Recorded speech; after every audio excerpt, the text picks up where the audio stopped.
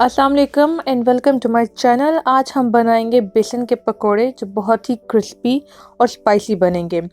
सबसे पहले यहाँ पे हमने लिया है 1 cup gram floor that is बेसन। अब इसके बाद इसमें हम ऐड करेंगे बाकी इंग्रेडिएंट्स, जिनमें सबसे पहले यहाँ पे हमने ऐड किया है 1 कप मैश पोटैटो। एक मीडियम साइज़ का मैंने आलू लिया और उसको कद्दूकश कर लिया। मैश जो आलू हैं ये बिल्कुल ऑप्शनल हैं। इसके बाद हमने यहाँ पे ऐड किए हैं 1 कप चॉप्ड अनियन।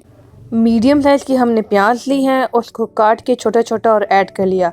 1 चम्मच हमने नमक यहाँ पर लिया है। नमक आप कम ज़्यादा कर सकते हैं। 2 से 3 अदद ग्रीन चिलीज़ लिए हैं दैट इज़ सब्ज़ मिर्च। ज़ीरा हमने लिया है 1 चम्मच दैट इज़ क्यूमिन सीड्स। 1 चम्मच हमने लिया है रेड पेपर का। आप रेड पेपर को भी कम या ज़्यादा कर सकते हैं। 1 कप हमने लिया है चॉप्ड कोरिएंडर दैट इज़ हरा धनिया। और 1 टीस्पून हम ऐड करेंगे चिली फ्लेक्स दैट इज़ दरला मिर्च।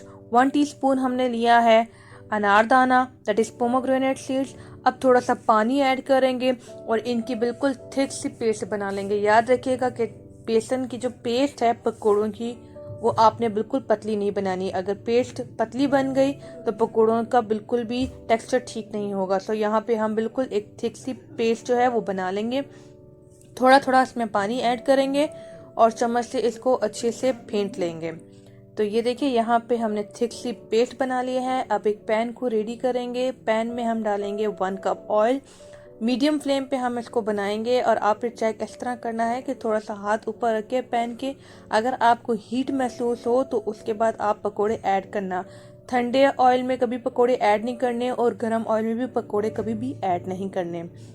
चम्मच की हेल्प से पकोड़ों को ऐड कीजिए और दोनों साइड से इनको 10 से 15 मिनट के लिए फ्राई कीजिए।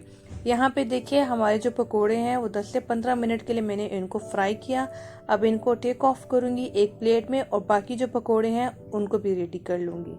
तो ध्यान से आपने करना है कि पकोड़े जल ना जाएं और पकोड़े फ्राई करते वक्त आपने फ्लेम का बहुत ख्याल रखना है कि फ्लेम बिल्कुल मीडियम हो। पकोड़े हमारे बिल्कुल रेडी हो गए हैं और अब एक ट्रे में हमने इनको डिश ऑफ कर लिया है। साथ कुछ डेकोरेशन के तौर पे हमने यहाँ पे मिंट वगैरह यूज़ किए हैं और पकोड़ों को मैं आपको तोड़ के दिखाऊंगी। तो ये देखिए बिल्कुल गर्मा गर्म, अंदर से बिल्कुल सॉफ्ट है। ज़रूर ट्राई कीजिए इस रेसिपी को। आगे रमज़ान आने वाला है और अगर आपको ये वीडियो अच्छी लगी हो तो मेरे चैनल को लाइक सब्सक्राइब ज़रूर कीजिएगा। खुदा हाफिज़।